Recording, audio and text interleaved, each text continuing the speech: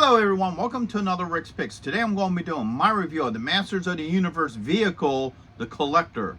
So what I'm going to do is I'm going to take a look at it in packaging, and then we're going to look at any assembly that might be needed. Then we're going to take a look at the vehicle itself, play features, and so on.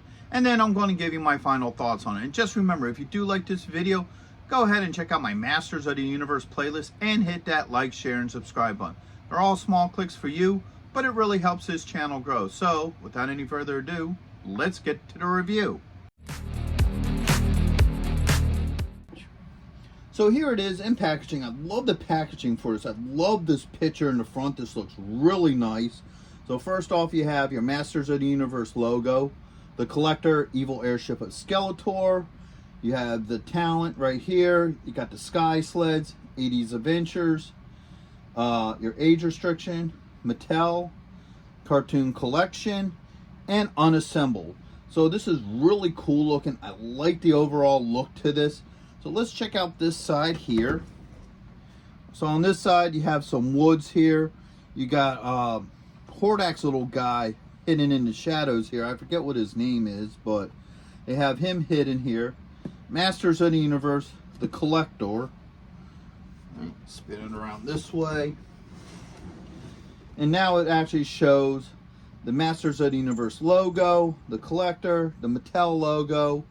You get this nice picture of the toy, all the action figures around it. Now, of course, all these figures here are from the Filmation cartoon collection, which is really nice because that's where the ship comes from, is the actual Filmation cartoon. You got Snake Mountain in the background.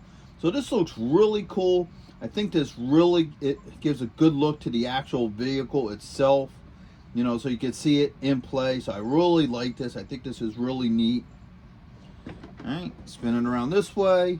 Masters of the Universe, Collector, and then you have She-Ra with, I believe her horse is called Swiftwind. I'm not sure, but it has her with Swiftwind, which is really nice.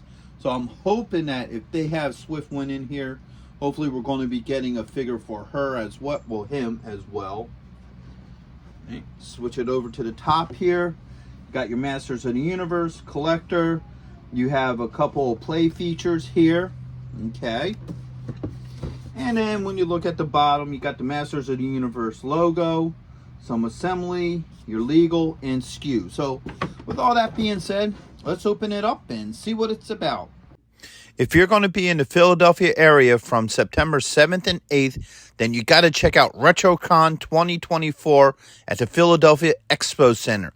They have lots of great tables and vendors selling all sorts of retro action figures and collectibles. Plus, they have guests, arcade games, contests, panels, and much, much more. In honor of 40 years of Transformers, they will have a 40-year anniversary display stand that you could take pictures with. Special guests will be including Anson Williams, who played Potsy in Happy Days, Don Moss, who played Ralph from Happy Days and also played Eric from Dungeons & Dragons, the cartoon. Actor Lee Majors will also be there, best known for playing the $6 Million Man and the Fall Guy. He was also in Ash vs. the Evil Dead and The Night the Reindeer Died. So not only do they have the $6 Million Man, but they also have Lindsay Wagner, the Bionic Woman. Greetings, Starfighter! Lance Guest will also be appearing, best known as starring in the movie The Last Starfighter, and also appearing in both Halloween 2 and Jaws the Revenge. And right next to him will also be Catherine Mary Stewart, best known for The Last Starfighter and also known for Night of the Comet and Weekend at Bernie's. Voice actor Michael Bell will also be there, known for being the voice of Duke, Prowl, and other iconic 80s characters. So next we have Townsend Coleman, best known for being the voice actor for the original Michelangelo, also the Tick, and in Transformers Animated. The tag team wrestling sensation, the Nasty Boys, will also be there. And after RetroCon, head on over to Arnold's where you can see the rock band Cybernetic Spree. Hurry up and get your tickets now because they sell out quick.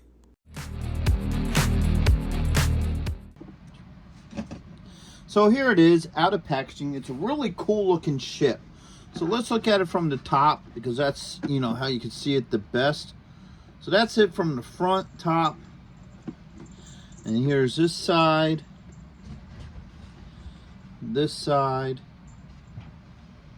over here, and back around to the front.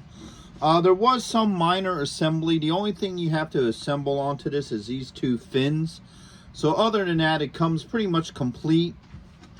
There's also the underbelly too. Now if you look right here, looks like something's meant to hook into here, though it doesn't come with anything, like almost like a base stand. Maybe something similar to what the aerator came with, but unfortunately it didn't come with any kind of stand. Alright, so you pop the lid open. Now you look inside, you got your chairs. So you have Skeletor's golden throne here. You have some controls here. And then you have a yoke that does move, which is nice. So let's get a little closer to that. So yeah, you got this chair here with all these little controls. This one. Now if you look in here, looks like something's supposed to hook on there. I'm not 100% sure what, but definitely something's meant to hook up there. So let's try to see if I can turn it around this way, so you can get a look at this control panel up front here. Yeah, just to get kind of a better look at some of this stuff. So overall, it's a neat looking piece. I like the overall look to it. The windows are like a yellow, which is really nice. So overall, I think it's a cool looking ship. Alright, so let's get into the play features for this. First off, we're going to see how well Skeletor and the crew fit in here. So we'll open up the dome. Alright, so the crew will be Skeletor, Spikor, and Triclops. Alright, so let's have Triclops sit over here. Alright, fits in here pretty well, no issues. We'll get Spikor over here. Let's try to put his hand on this yoke first. There it goes. Alright, have him sit back. Oops. Alright, there we go. So the hand does actually work with that. And then Skeletor right back here on his throne.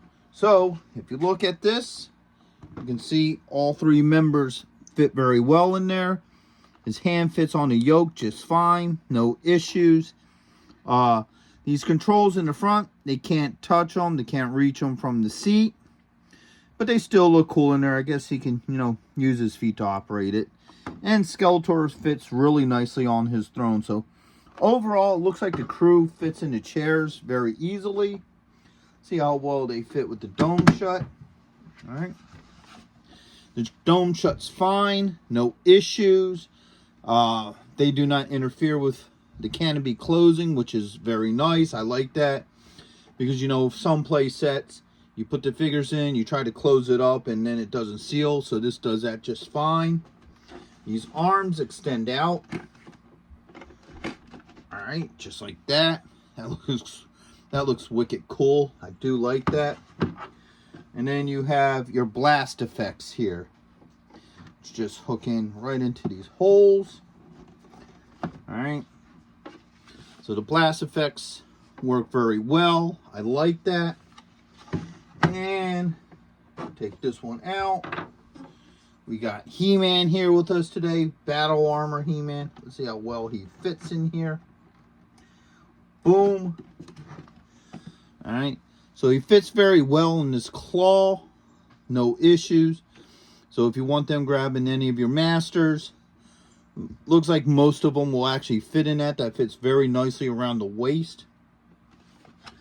So overall, I think the play features for this is pretty cool. I do like this overall. Put this back in here.